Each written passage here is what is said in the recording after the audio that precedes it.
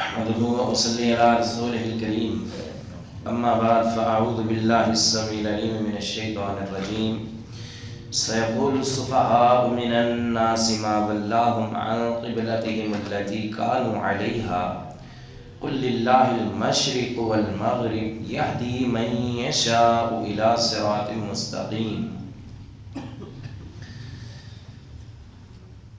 سيقول السفهاء ان قریب کہیں گے بے وقوف من الناس لوگوں میں سے ما ولاہم کس چیز نے پھیر دیا ان کو عن قبلتہم ان کے اس قبلے سے التی کانوا علیہا وہ جس پر وہ تھے قل کہہ دیجئے للہ المشرق والمغرب اللہ ہی کے لیے ہے مشرق و مغرب یہدی وہ ہدایت دیتا ہے من یشاء جس کو چاہتا ہے الی صراط مستقیم سیدھے راستے کی. دہرا لیں سیقول السفہاء ان قریب کہیں گے بے وقوف من الناس لوگوں میں سے ما ولاہم کس چیز نے ان کو پھیر دیا عن قبلتہم ان کے اس قبلے سے التی کانوا علیہا وہ کہ جس پر وہ تھے قل کہہ دیجئے للہ المشرق اللہ ہی کے لیے ہے مشرق والمغرب اور مغرب یہدی وہ ہدایت دیتا ہے من یشاء جس کو وہ چاہتا ہے الی صراط مستقیم سیدھے راستے کی. سیقول السفہاء من الناس ان قریب کہیں گے بے وقوف لوگوں میں سے ما ولاہم عن قبلتہم التی کانوا علیہا کہ جس پر وہ تھے کس چیز نے ان کو اس سے پھیر دیا. الحمدللہ اللہ کے فضل و کرم اور اس کی توفیق کے ساتھ پہلا پارہ جو ہے وہ تکمیل کو پہنچ چکا ہے. الحمدللہ خوش نصیب ہیں وہ لوگ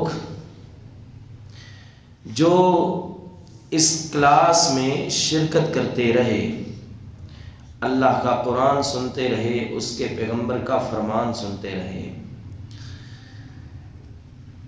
دنیا کی اور بھی محفلیں اور مجلسیں ہیں اور بھی مصروفیات ہیں، لیکن ہمارے علم کے مطابق اس زمین پہ جو سب سے عظیم مجلس ہے وہ کتاب و سنت کی مجلس ہے. اس سے بڑھ کے اور کوئی محفل ہو سکتی نہیں. لہذا ہمیں چاہیے کہ ایسی کلاس کا جہاں بھی انعقاد ہو اس سے پیچھے نہ ہٹیں. اگر اللہ نے وقت دیا ہے تو وقت ضائع نہ کریں، ایسی کلاسوں کا حصہ بنیں. اور اگر وقت نہیں بھی تو بھی کوشش کر کے اس عظیم مقصد اور اس عظیم کام کے لیے وقت نکالیں. اللہ ہم سب کو توفیق عطا فرمائے. اور دوسری گزارش یہ ہے کہ کچھ ساتھی جو ہیں وہ پیچھے بیٹھ کے سنتے ہیں، شرماتے ہیں آگے آنے سے، جبکہ ہمیں ایک حدیث کا اچانک مفہوم یاد آیا کہ اللہ کے نبی علیہ الصلوۃ والسلام کی ایسے ہی محفل اور مجلس لگی تھی تو ایک بندہ آیا، آ کے تو وہ آگے آ کے بیٹھ گیا.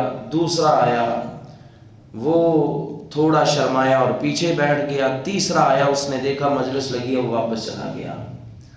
آپ علیہ السلام نے فرمایا کہ وہ بندہ جو آیا تھا اور آگے اس نے جگہ بنائی اور بیٹھ گیا، اللہ تعالیٰ نے بھی اس کی قدر کی. دوسرا بندہ جو آیا تھا وہ شرمایا، اللہ تعالیٰ بھی اسے شرما گیا. لہذا اجر میں اس کے جو ہے وہ بہت زیادہ کمی واقع ہو گئی. تیسرا آیا، اس نے منہ پھیرا، اللہ کی رحمت نے بھی اس سے منہ پھیر لیا. تو لہذا یہ شرمانے والا مقام نہیں ہے. اگر تشریف لاتے ہیں تو کوشش کیا کریں کہ آگے آ کے بیٹھا کریں، اور اس عظیم جو رحمت اور برکت جو نازل ہوتی رہتی ہے اس کتاب و سنت کی، جب تک کلاس چلتی رہتی ہے، اس برکت اور رحمت کو ضرور سمیٹ کے لے جایا کریں. اللہ تعالی ہم سب کو توفیق عطا فرمائے. وقت گزرتا ہی ہے، پہلا پارہ ہم نے پڑھا، پتہ بھی نہیں چلا. اسی طرح باقی بھی انشاءاللہ پڑھیں گے، وقت کا پتہ نہیں چلے گا، لیکن قیامت کے دن ایسی محفلیں اور مجلسیں بڑی یاد آئیں گی. سَيَقُولُ السُّفَهَاءُ مِنَ النَّاسِ، یہ جو ہے نا سَيَقُولُ میں سین زبر سا، یہ جب بھی فعل مضارع پہ آتا ہے نا، مضارع ایسے فعل کو کہتے ہیں جس میں موجودہ اور آنے والا جو ہے نا وقت، اس میں دو زمانے ہوتے ہیں. جب بھی یہ سین زبر سا کسی فعل مضارع پہ آتا ہے نا، تو معنی ہوتا ہے کہ بہت جلد یہ کام ہونے والا ہے. کیا معنی ہوتا ہے؟ بہت جلد یہ کام ہونے والا ہے. بہت جلد یہ کام ہونے والا ہے. اگر سین زبر سا آئے، اگر سوف آئے نا، تو مطلب ہوتا ہے کہ کچھ دیر بعد یہ کام ہونے والا ہے. سوف تعلمون، کچھ دیر بعد تم جان لو گے. سیعلمون، بہت جلد جان لیں گے. ٹھیک ہے، تو سیقول بہت جلد وہ کہیں گے. اس سے یہ بات معلوم ہوئی کہ ابھی کہا نہیں. السفہاء، وہ کون کہیں گے؟ بولے نا شاباش، کون کہیں گے؟ من الناس، لوگوں میں سے. بہت جلد کہیں گے بے وقوف لوگوں میں سے. ہر لفظ میں نہ ایک نکتہ ہے، ہر لفظ میں. سیقول، یہ جو لفظ ہے نا، یہ بتاتا ہے کہ قرآن مجید اللہ کی سچی ترین کتاب ہے.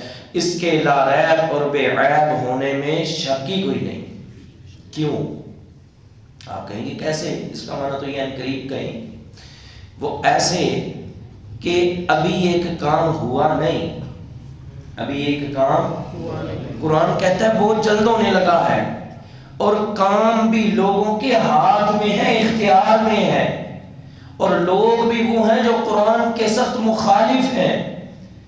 چاہتے روک لیتے تاکہ قرآن غلط ثابت ہو جاتا، چاہتے وہ کام نہ کرتے، وہ بات نہ کہتے، اپنے آپ کو روک لیتے، قرآن خود بہت غلط ثابت ہو جاتا کہ انہوں نے یہ بات کہی نہیں. جبکہ قرآن نے کہا ہے ان قریب یہ کہیں گے، مطلب کہیں گے. لوگوں نے یہ کلام سن بھی لیا تھا، پھر بھی یہ بات کہی تھی جو قرآن نے کہی ہے. کیوں جی؟ بات کی سمجھ آئی کہ نہیں آئی؟ السفہاء، کون لوگ کہیں گے؟ کون لوگ کہیں گے؟ بے وقوف. بے وقوف لوگ کون ہیں؟ اب ہم یہ بتاتے ہیں آپ کو. ہم یہ کئی مرتبہ عرض کر چکے ہیں کہ مدینہ میں یہود کے 3 قبیلے تھے. کتنے؟ 3. بنو نذیر، بنو قریظہ اور بنو قینقاع. ماشاءاللہ 3 قبیلے تھے، اور ان تینوں کا مدینہ میں ایک رعب اور دبدبہ تھا. علمی مقام تھا، سیاسی مقام تھا، مال دولت ان کے پاس. یوں سمجھیں کہ ہر چیز پہ ہاتھ جو ہے یہ ان یہودیوں کا تھا. آج بھی کہتے ہیں نا، یہودی اسرائیل میں بیٹھ کے پوری دنیا کو کنٹرول کر رہے ہیں. ہر چیز کا نظام کس کے پاس ہے؟ ان کے پاس. مت بھولیں اور مت گھبرائیں، یہ پہلے بھی سیاسی طور پہ بڑے مضبوط تھے. کیا بگاڑ دیا انہوں نے؟ پہلے بھی معیشت پہ انہی کا غلبہ تھا، سیاست پہ انہی کا غلبہ تھا، سیادت و قیادت انہی کے پاس تھی. علم اور رعب کا چرچا اور سکہ تھا ان کا. اور جو مشرکین کے 2 قبیلے تھے مدینہ میں، اوس اور حضرج، یہ ویسے ہی ڈر کے بات ہی نہیں کرتے تھے، یہودیوں سے ڈرتے تھے. ان کا رعب بھی بڑا تھا، نام ہی بڑا تھا، مقام ہی بڑا، علم بڑا ہے. ہم نے عرض کیا آگے بھی جو یہودی دعویٰ کرتے تھے نا، اللہ نے ان کے دعوے کا رد ساتھ ہی کر دیا. یہودیوں نے کہا ہم جنتی ہیں، اللہ نے کہا دلیل پیش کرو. یہودیوں نے کہا ہم اللہ کے محبوب ہیں، اللہ نے کہا پھر موت کی تمنا کرو. جو بھی وہ کہتے رہے ساتھ ساتھ جواب بھی آتا رہا۔ اب کے بھولے بھی سمجھتے ہیں یہودی بڑی عقل مند قوم ہے، اور کیوں بھی سمجھتے ہیں کہ نہیں؟ بولتے نہیں بھائی، سمجھتے ہیں نا؟ وہ کوئی بھی کوئی 4 جماعتیں پڑھ جائے نا، وہ آ کے ہم پہ روپ ڈالتا ہے جی آپ نے کیا ایجاد کیا، یہودیوں نے یہ کر دیا وہ کر دیا۔ وہ بڑے عقل مند ہیں، بڑے سمجھدار ہیں، پوری دنیا کی معیشت میں، سیاست میں، ہر چیز پہ جو ہے وہ پنجے گاڑے ہوئے ہیں۔ وہ آج بھی ایسے تھے، وہ کل بھی ایسے ہیں، لیکن حالت بتائیں ہم آپ کو۔ اللہ کہہ رہے ہیں سَيَقُولُ السُّفَهَاءُ، ان قریب کہیں گے بے وقوف لوگ۔ کون لوگ؟ اللہ نے ان کو کیا کہا ہے؟ بے وقوف کون ہوتا ہے؟ جس کے پلے عقل نہ ہو، کچھ بھی نہیں ان کے پلے، بے وقوف ہے، ڈنگر ہے، جاہل ہے، لا علم ہے۔ تم کہتے ہو عالم ہے، تم کہتے ہو بڑی سیاست ان کو آتی ہے، سب کچھ۔ اللہ کہتے ہیں کچھ بھی نہیں آتا، پرلے درجے کے بے وقوف ہے وہ۔ کون؟ یہودی۔ اے مدینہ کے مشرکین، تم ایسے ہی ان کا ادب کرتے ہو، ایسے ہی احترام کرتے ہو، یہ تو بے وقوف ہے، بے وقوف ہے۔ سفہاء، سفیہ ان کی جمع، سفہاء بے وقوف ہیں لوگوں میں سے۔ یہ لوگوں میں سے جو بے وقوف ہے نا، یہ بہت جلدی کہیں گے، کیا کہیں گے؟ ما ولاہم، کس چیز نے پھیر دیا ان کو، عن قبلتہم التی کانوا علیہا، اس قبلے سے جس پر یہ مسلمان موجود تھے۔ ابھی کہا نہیں، ان قریب کہیں گے کہ یہ جو مسلمان پہلے قبلے پہ تھے، کس چیز نے ان کو پھیر دیا۔ کون کہیں گے؟ اور کون کہیں گے؟ یہ بس لفظ آپ نے یاد رکھنا ہے۔ کون کہیں گے؟ بے وقوف کہیں گے۔ بے وقوف سے مراد کون ہے؟ یہودی۔ سب کچھ ایجاد کرنے کے باوجود کیا ہے؟ یہ بے وقوف ہے، ان کو کچھ بھی نہیں آتا۔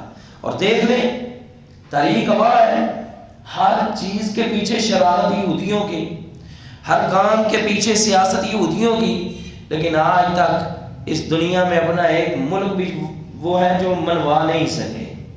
ایک ملک بھی ان کا اپنے پاس نہیں ہے۔ اللہ اکبر۔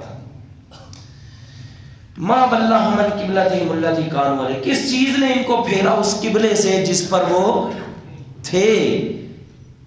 یہاں پہ ہم نے آپ کو ایک نقطے کی بات سمجھانی ہے۔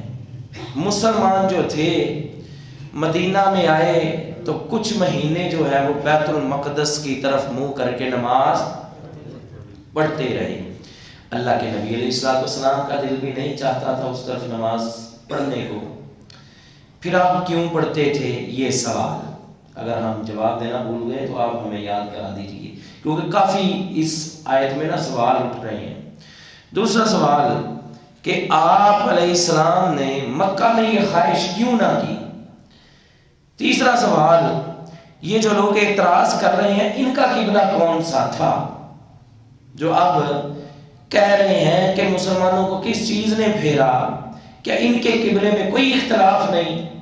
تو ہم ان کا جواب دینے کی کوشش کرتے ہیں۔ پہلی چیز کہ اللہ کے نبی علیہ السلام جب مدینہ میں گئے، نماز پڑھتے تھے بیت المقدس کی طرف رخ کر کے، تو بار بار آسمانوں پہ بھی دیکھتے۔ اللہ تعالیٰ نے فرمایا قد نری تقلب وجهک فی السماء، ہم نے آپ کا چہرہ آسمانوں کی طرف پلٹتے دیکھا ہے۔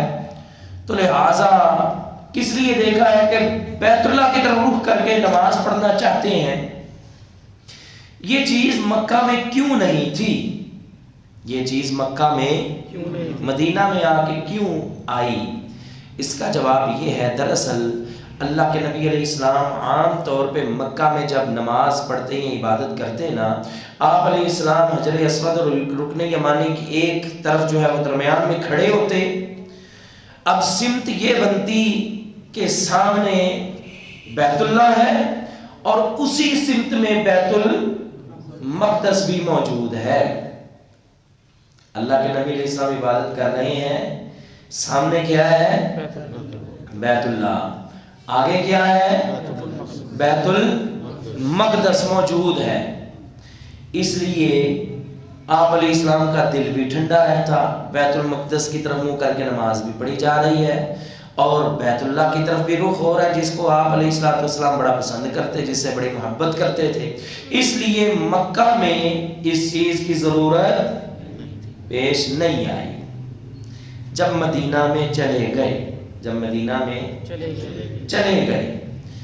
اب اللہ کے نبی علیہ السلام بیت المقدس کی طرف منہ کریں، بیت اللہ کو پشت ہوتی ہے، اگر بیت اللہ کی طرف منہ کریں تو بیت المقدس کو پشت ہوتی ہے۔ کیوں؟ کیونکہ اب آپ علیہ السلام آ گئے درمیان میں۔ آپ کہاں ہیں؟ درمیان میں۔ یا تو اس طرف منہ کر سکتے ہیں یا اس طرف کر سکتے ہیں۔ ایک طرف منہ کریں گے بیت اللہ ہے لیکن بیت المقدس کو پشت ہو رہی ہے، اگر بیت المقدس کی طرف منہ کرتے ہیں تو بیت اللہ کو پشت ہو رہی ہے۔ اب ممکن ہی نہیں ہے کہ ایک عبادت کے وقت دونوں کی طرف منہ کیا جائے، اس لیے مدینہ میں اس چیز کی ضرورت پیش آئی تھی، مکہ میں اس چیز کی ضرورت پیش نہیں ہے۔ کیوں جی، بات کی سمجھ آئی کہ نہیں آئی؟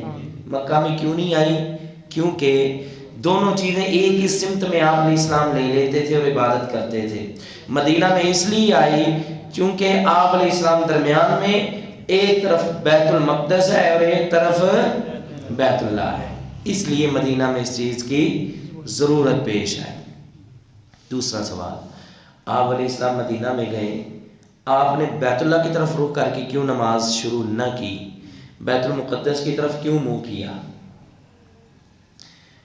کیا قرآن مجید میں ایسا کوئی حکم موجود تھا پہلے کہ بیت المقدس کی طرف منہ کرنا ہے، یا حدیث میں کہیں ایسا کوئی حکم موجود ہے؟ تو اس کا جواب یہ ہے، ایسا حکم نہ قرآن میں موجود ہے نہ حدیث میں موجود ہے۔ ایسا حکم نہ قرآن میں موجود ہے نہ حدیث میں موجود ہے۔ بعضوں نے بڑی لمبی چوڑی تفسیریں لکھی ہیں اس حوالے سے کہ شاید یہ انبیاء کا اجتہاد تھا، چونکہ بڑے انبیاء اس طرف آئے اور انبیاء نے اجتہادی طور پہ وہ جگہ جو تھی وہ مقرر کر لی تھی قبلے کے لیے، اور انبیاء باقی بھی اس کی طرف رخ کر کے عبادت کرتے رہے، اس لیے اللہ کے نبی علیہ الصلوۃ والسلام نے بھی ان کی اجتماعیت کو، ان کے اجماع کو برقرار رکھا، اور آپ علیہ السلام نے بھی اسی طرف جو ہے وہ رخ کر کے عبادت کی۔ یا ہو سکتا ہے کسی موقع پہ اللہ نے حکم بھی دیا ہو، کیونکہ آپ علیہ السلام مدینہ میں گئے تھے تو مکہ کی طرف بیت اللہ کی طرف بھی منہ کر کے نماز پڑھ سکتے تھے۔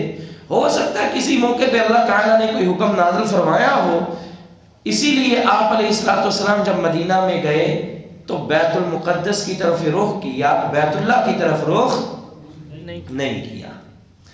اب اللہ تعالیٰ نے حکم دینا تھا بیت اللہ کی طرف منہ کرنے کا، اس پہ اعتراض ہونا تھا۔ اعتراض کس نے کرنا تھا؟ بولیں، کس نے کرنا تھا؟ اور بولو تو صحیح، بے وقوفوں نے۔ کس نے کرنا تھا؟ سفہاء، بے وقوفوں نے۔ اب اس میں یہودی تو ہے ہی ہیں، اس میں عیسائی بھی ہو سکتے ہیں، چلیں یہودی بھی ہوں، ان بے وقوفوں نے عیسائیوں پہ اعتراض نہیں کیا، عیسائیوں نے یہودیوں پہ اعتراض نہیں کیا، جبکہ یہ بات جان لیں کہ یہودیوں کا اور نصارہ کا قبلہ اگرچہ بیت المقدس ہے لیکن پھر بھی ان کے قبلے میں اختلاف ہے، ایک نہیں ہے۔ کیوں جی، بات کی سمجھ آئی نہیں ہے؟ ان کا جو قبلہ ہے وہ ایک نہیں ہے۔ وہ حضرت مریم علیہ السلام کا جو قصہ پڑھتے ہیں، مکاناً شرقیہ، کہ حضرت مریم علیہ السلام وہ شرقی مشرقی مقام پہ چلی گئی، وہی نصارہ کا جو ہے نا قبلہ ہے۔ بیت المقدس کا جو ہے وہ شرقی کنارہ یا مشرقی جو حصہ ہے نا، مشرق کی طرف، وہ ان کا قبلہ ہے، جبکہ یہود کا قبلہ جو ہے وہ مغرب کی جانب ہے۔ لہٰذا ان دونوں کا قبلہ اس میں بھی اتفاق نہیں ہے، اعتراض کرتے ہیں مسلمانوں پہ۔ بیوقوفی ہے نا؟ کیوں جی، بات کی سمجھ آئی کہ نہیں آئی؟ خود آپس میں اتفاق رہی، اعتراض تیسرے بندے پہ کر رہے ہیں، اور پہلے خود تو اکٹھے ہو لوگ، بیوقوفی کر رہے ہو نا، اعتراض کن پہ کر رہے ہو؟ بہرحال اس بیوقوفی، ان کی بیوقوفی کا بھی اللہ تعالیٰ نے کیا خوبصورت جواب دیا۔ انہوں نے اعتراض کیا، ما ولاہم، کس چیز نے پھیرا ان کو، عن قبلتہم، ان کے اس قبلے سے، التی کانوا علیہا، جس پر وہ تھے۔ قل، کہہ دیجئے، یہ جواب ہے، اور جواب بھی کتنا سادہ. جس طرح انہوں نے یہ بریکیوں میں جا کے اعتراضات کیے، سوال کیے نا، اللہ تعالیٰ نے کتنا سادہ اور صاف اور ہر ایک کی سمجھ میں آنے والا جواب دیا. جواب کیا ہے؟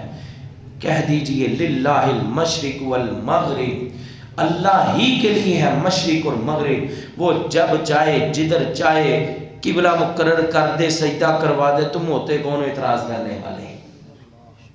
للہ المشرق، کیا مشرق کو سجدہ ہے؟ بولو، کیا مغرب کو سجدہ ہے؟ اور کیا بیت المقدس کو سجدہ ہے؟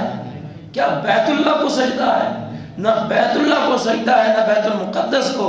دراصل سجدہ ہے تو اللہ کے حکم کو سجدہ ہے. وہ کہتا ہے آدم کو سجدہ کرو، وہاں پہ سجدہ آدم کو ہوگا. وہ کہتا ہے بیت المقدس کو سجدہ کرو، وہاں پہ سجدہ بیت المقدس کو ہوگا. وہ کہتا ہے بیت اللہ کو سجدہ کرو، اب جو سجدہ ہے وہ بیت اللہ شریف کو ہوگا. کیوں جی؟ دراصل یہ جو سمتیں ہیں نا، اگر وہ مقرر نہ کرے، ہم بھی ان کی طرف رخ کر کے کبھی سجدہ کر سکتے نہیں.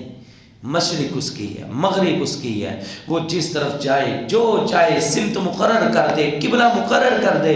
تم ہوتے کون اعتراض کرنے والے ہو بے وقوفو؟ اللہ تعالیٰ کے حکم پہ قل للہ المشرق والمغرب، کہہ دیجئے مشرق بھی اللہ کی اور مغرب بھی.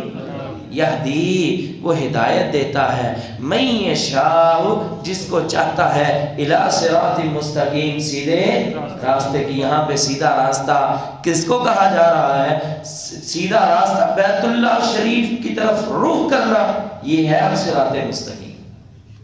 جب بیت المقدس کی طرف رخ کرنے کا حکم تھا تب وہ صراط مستقیم تھا.